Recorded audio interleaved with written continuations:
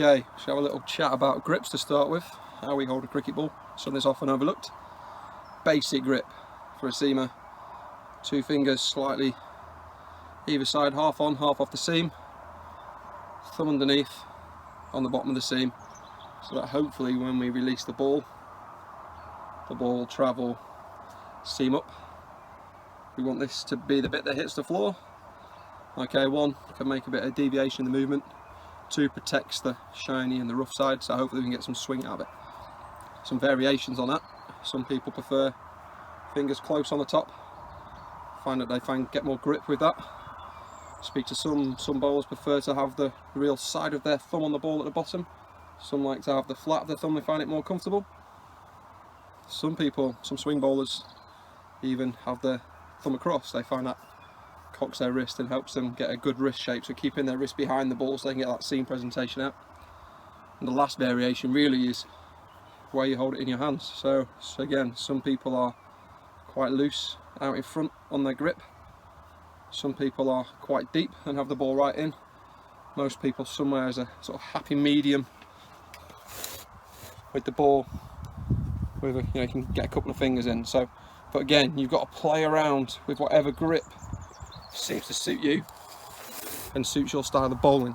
Okay, so it's not something that we can give one person one size fits all. Have a play around, get a ball. If you don't have a ball, get a tennis ball, bit of electrical tape around the side. Okay, have a go around that, and then what we're going to do now is we're going to progress to just practice throwing the ball against the wall. Can we make this seam stay upright? Can we make it wobble slightly? Can we send it down on one side or the other? Just experiment what it feels like with the wrist and how the ball comes out of your fingers to get those feels. So let's just have a little go here.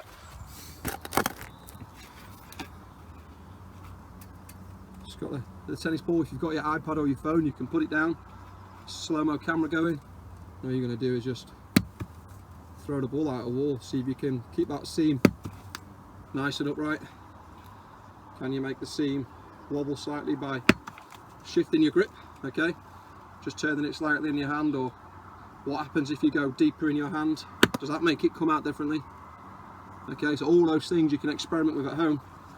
Obviously you're not bowling, but you can just against the wall and a little bit of practice work on what those variations feel like, which grip's comfortable for you, what's going to allow you to get the most accuracy, the most power, most control, most variation, what's going to help you swing it. All those things should be worked on while you sell at home, so give it a go and find out what your best one is. We're going to do a little basic bowling drill first. It just gets you your back foot position, mid-action position, follow through position. So it goes a little bit like this. Position 1, just landed at the crease. If you look at my foot is pointing forwards because I was front on bowler. Position 2, that's how I am when my front foot lands. Arm should be parallel to the ground. Then all we're going to do then is step through, hold off, last position. Okay, nice and simple. Progression from the first drill. This time I'm just going to walk through without holding the different poses. So it's a little bit more of a fluid motion. But hopefully after doing the first one we can hold the poses and we can stay in them. And then hopefully we can progress through and still keep our form. It's all about keeping your form because it's such low intensity. Okay, all you do, walk into the crease, stand there, just a nice simple ball, and we're just really low intensity way of practicing your bowling. All I want to make sure that we do is that our feet are going in a straight line. What we don't want to be doing when we're doing these drills is having our feet crossing over. It's going to cause us to be off balance. So we're going to try and make them in a nice straight line. So I'm walking in, my knee and my elbow are pointing forwards. Everything's coming through nice and straight, practicing those good habits.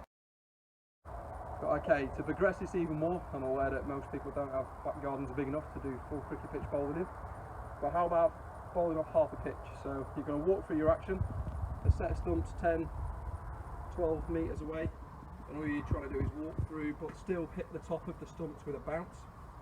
The theory behind this is when you're going off a shorter pitch, your action has to be nice and compact and tall to be able to go into the ground. Sometimes when we're trying to bowl long into a target further away, we can fall away because we're trying to push the ball flat. So actually the short space and a small pitch can actually help us improve our action if we do it right. So it's a good one to practice with a minimal room before we build on over the next few weeks to some more skill based stuff. Cool.